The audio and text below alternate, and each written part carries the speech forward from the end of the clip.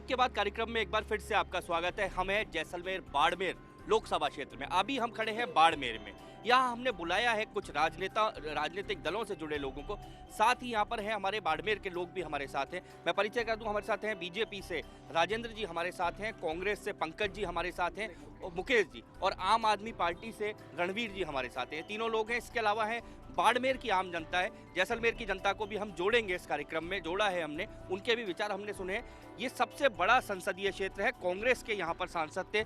सबसे पहले आपके पास ही आऊँगा, क्या लगता है 5 साल के कार्यकाल को आप खुद कैसा आंकते हैं आपके सांसद के? देखिए, पिछले 5 साल में हमारे सांसद, लोकप्रिय सांसद हरी जी चौधरी ने बाड़मेर जैसलमेर के लिए काफ़ी अच्छा कार्य किया है।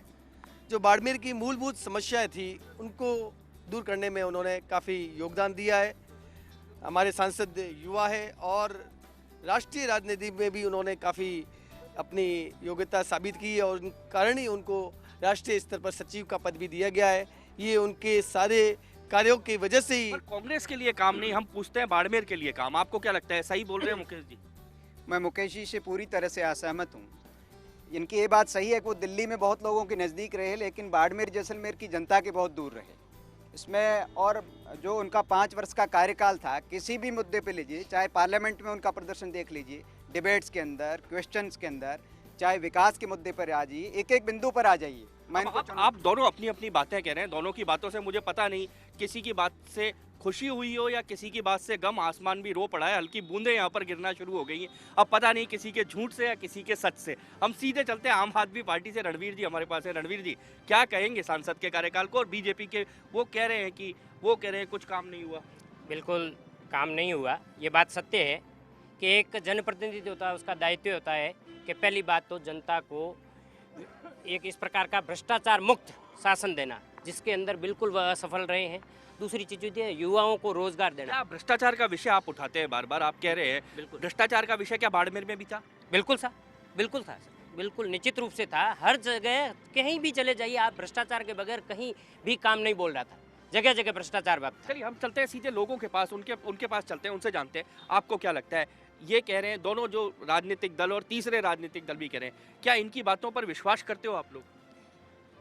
जहाँ वर्तमान सांसद की बात की जाए तो बाड़मेर जैसलमेर लोकसभा क्षेत्र जो भारत का बड़ा क्षेत्र है, इसमें विकास के नाम पे तो 0% काम हुआ है। माननीय वर्तमान सांसद हमारे दिल्ली में राहुल जी के मक्खन लगाते रहे, राष्ट्रीय सचिव की उपाधि भी हासिल की, पर विकास के नाम पे 0% है। वर्तमान यहाँ के लोकसभा क्षेत्र की जनता जवाब देगी। क्या बाड़मेर सांसद से हम लोगों की बात करें, आखिर क्या अपेक्षाएं थी? सर बहुत अच्छी अपेक्षाएं थी, उन पे वो खरे उतरे हैं। रिफाइनरी उन्होंने यहाँ लगाने की कोशिश की और वो लग गई है।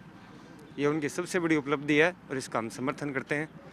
उसको दूसरी सरकार, आपको क्या लगता है बाड़मेर में इस चुनाव में सबसे बड़ा मुद्दा क्या होगा? रिफाइनरी को दूसरी सरकार भी नहीं पलट पाई, ये सबसे बड़ी खास बात है कांग्रेस। चलिए, रिफाइनरी बड़ा मुद्दा है बाड़मेर का। देखिए, किसी भी योजना को बनाना है, उसको मूर्त रूप देने में काफ़ी समय लगता है। मीठा पानी काफ़ी हद तक यहाँ पर आ चुका है। रिफाइनरी की जो बात करें, रिफाइनरी का शिलान्यास भी हो गया है, रिफाइनरी के लिए टेंडर भी जारी हो चुका है। राजेंद्र जी, अगर रिफाइनरी की बात पे आऊं तो रिफाइनरी की बात पर एक सवाल सब लोग बीजेपी वालों से पूछते हैं कि मुद्दा चाहे कोई भी उठाता रहा हो, गेंद किसी के भी पाले में हो, चाहे कांग्रेस आपस में उस मुद्दे पर खुलकर सड़कों पे हो, लेकिन आप लोग नहीं बोलते थे, बीजेपी वाले। बिल्कुल उसमें बोलने का कोई विषय नहीं था। रिफाइनरी पे हम दो मत नहीं थे। रिफाइनरी लगे, एक मत भी नहीं था आपका, कभी स्टेटमेंट नहीं आया कि ये स्टेटमेंट की जरूरत नहीं है। हमारी मुख्यमंत्री ने अभी अपनी बजट घोषणा में बता दिया कि हम रिफाइनरी को जो है इकोनॉमिकली हमने उसमें बजट सैंक्शन करी है। रिफाइनरी जहां लगनी चाहिए, हमने लोगों को सड़क पे तो नहीं लाए, एक चीज़। दूसरा, मैं अपने काबिल दोस्त को कहना चाहता हूं कि क्या एक मेंबर ऑफ पार्लियामेंट, एक single member of parliament refinery ला सकता है? ये तो 2 सरकारों के बीच का मामला था, सरकार और कंपनी के बीच का मामला था। उसको ये मैं एक प्रोवर्ब कहना चाहूँगा आशीष जी, कि कई बार क्या होता है राजनीति में, मेहनत कोई और करता है और 9 साल के गर्भ, मेहनत आपकी थी। 9 साल के गर्भ के ये मीठे पानी का इश्यू उठा। मैं चलता हूँ उधर लोगों के पास। आम आदमी पार्टी के काफी सारे कार्यकर्ता यहाँ आए हुए हैं, बड़ी लंबी चौड़ी लिस्ट लाए हैं आप। सबसे महत्वपूर्ण मेरी महत्वपूर्ण लिस्ट सवाल ये है कि डीएनपी का मुद्दा बहुत बड़ा मुद्दा है बाड़मेर में। इस मुद्दे को लेकर आपने क्या किया? बाड़मेर की तस्वीर अगर देखी जाए तो पिछले 5 सालों में बाड़मेर का सकल सूरत चेंज हो चुका है।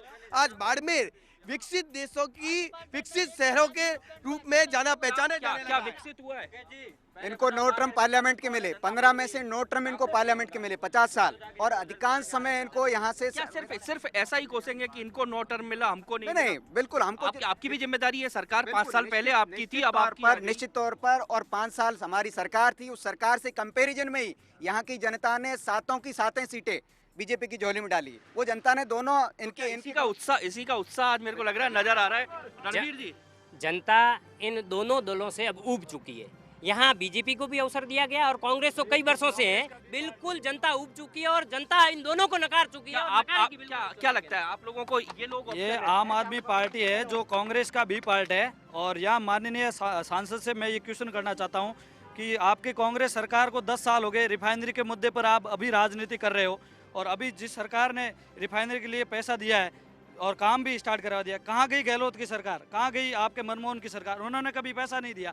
जब आपके चुनाव ऊपर आते तो आप रिफाइनरी की घोषणा करते चुनाव के समय मैं पूछना चाहूंगा, आम आदमी पार्टी को दिल्ली में एक मौका दिया गया था, जब वो 50 दिन भी वो नहीं चला सकी, तो वो देश भर में कैसे सरकार चला पाएगी? वो आप कैसे होप कर सकते चलिए, हैं? मैं रणवीर जी के पास, वो पूछ रहे थे, उनको थोड़ा शक है कि दिल्ली की सरकार चला नहीं पाए और राजस्थान में बड़ी बड़ी बातें करने लग गए। बिल्कुल ये गलत है। दिल्ली के अंदर हमने वो काम कर दिखाया जो हिंदुस्तान के अंदर आज दिन तक किसी भी सरकार ने नहीं किया। वो दिल्ली के अंदर हमने मात्र 49 दिन के अंदर करके दिखाया केजरीवाल जी ने, ठीक है। और हम विश्वास दिलाते हैं, हम इस राष्ट्र को भ्रष्टाचार मुक्त बनाने आए हैं। हम इस राजनीति को बिल्कुल विशुद्ध रूप से ईमानदार बनाने आए हैं और ईमानदार राजनीति करने के लिए आए हैं। चलिए, आपके पास आता हूँ, नई दिशा देने के लिए आए हैं कि देश को नई दिशा देंगे। आपके पास आता हूँ। जो बातें उन्होंने उठाई, रिफाइनरी जैसे मुद्दे, आप लोगों को चुनाव में ध्यान आते हैं? देखिए, नारों से कोई भी सरकार नहीं चलती है, नारों से कोई भी सरकार नहीं चलती है। आम आदमी पार्टी के कार्यकर्ता केवल मात्र नारा बोलना जानते हैं। जनता ने उनको एक मौका दिया, लेकिन मौका दिया तो मात्र कुछ ही दिनों में। तो इनको छोड़िए, मैं तो आपसे सवाल कर रहा हूँ। उन्होंने सवाल उठाया रिफाइनरी का मुद्दा, बाड़मेर के विकास का मुद्दा, जैसलमेर के विकास का मुद्दा, सिर्फ चुनाव में क्यों ध्यान आता है? लेकिन मैं समझता हूँ कि इन लोगों की सोच अभी तक सही नहीं है, न इन्होंने कभी स्टडी की है। रिफाइनरी का मुद्दा शुरू से हमारी कांग्रेस सरकार के ध्यान में था। माननीय पूर्व मुख्यमंत्री अशोक जी गहलोत ने इसके लिए काफी प्रयास किए। उन्हीं के प्रयासों और हमारे सांसद महोदय के केंद्र सरकार में पैरवी की वजह से ही रिफाइनरी बाड़मेर जिले में घोषित हुई है। 5 वर्ष तक इनका हाथ किसने रोका? ये कहते हैं केंद्र में हमारी सरकार थी, स्टेट में हमारी सरकार थी, पंचायतें इनकी थी, म्युनिसिपैलिटी इनकी थी। 5 वर्ष किसने इनका हाथ पकड़ा? 5 वर्ष जब सरकार जाने लगी, एक पत्थर खड़ा करके चले गए पचपदरा में, रिफाइनरी की वाहवाही लूट रहे हैं। पब्लिक ने जहां पर इन्होंने रिफाइनरी लगाई, वहां पर 25,000 से ज्यादा मतों से इनके विधायक को हराया। एनर्जी की जो पॉलिसी बनाई वो वसुंधरा जी के शासनकाल में चली। पावर प्रोजेक्ट जो लागू हुए वो वसुंधरा जी के शासनकाल में लागू हुए। एक सवाल यहाँ से आ रहा था कि हम 60 दिन के अंदर बहुत कुछ करके दिखाएंगे। क्या एक मुद्दा बताओ आपने क्या किया? एक खाली एक गिनाओ में आपने 60 दिन। इनका सवाल माननीय वसुंधरा जी के 60 दिवस की जो कार्यप्रणाली है, उसमें मूलभूत आवश्यकता, जो आम आदमी की मूलभूत ये आवश्यकता, जवाब तो उनको देने दीजिए ना, वो बीजेपी से अपन ने उनको खड़ा कर रखा है। सर, मैं इनसे बीजेपी एनडीए की बात कर रहे हैं। जब जो यहाँ के लोकल जसवंत सिंह जी जब उसमें रक्षा मंत्री भी थे, विदेश मंत्री भी रहे हुए थे, तो उसमें क्या हुआ, जब इन्होंने मतलब उनके पूरा 5 साल तक इनके कार्यकाल में इनके पास पूरा पूंजी थी जो खाली बाड़मेर के लिए, बाड़मेर और दिल्ली के लिए केवल ओनली फॉर एक मालानी एक्सप्रेस चालू की। उसके बाद में 5 साल कांग्रेस का हाँ, जो भी थार एक्सप्रेस चालू कराई, और उसके बाद में आज तक 5 साल बाद कांग्रेस वालों ने कभी उसको मतलब क्रियान्वयन या किसी रूप में। आप तो दोनों से नाराज हैं। सांसद निधि का पैसा बाड़मेर में, ये बड़ा सवाल है, खर्च नहीं हुआ, ये आंकड़े भी बताते हैं। देखिए, मैं इससे बच नहीं सकते जी। मैं एक बात कहना चाहूँगा, जैसा कि इन्होंने रेल की बात कही, यशवंतपुरा रेल प्रारंभ होने बजट में स्वीकृत हो चुकी है। आज पेपर उठाकर देखिए, 3 तारीख को 3 मई से ये रेल यहाँ से प्रारंभ हो जाएगी। रही बात राजेंद्र जी हंस रहे हैं। आशीष जी, मेरी बात सुनिए।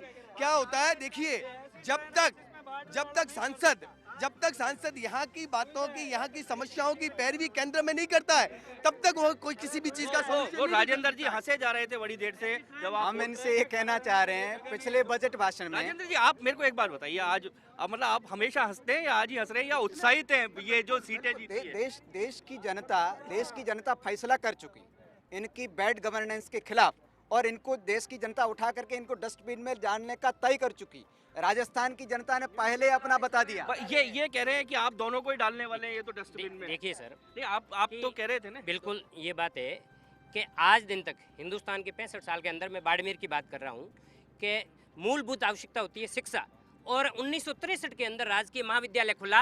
ये दोनों पार्टियां आज दिन तक उसके बाद में उस महाविद्यालय को और महाविद्यालय नहीं खोल पाई।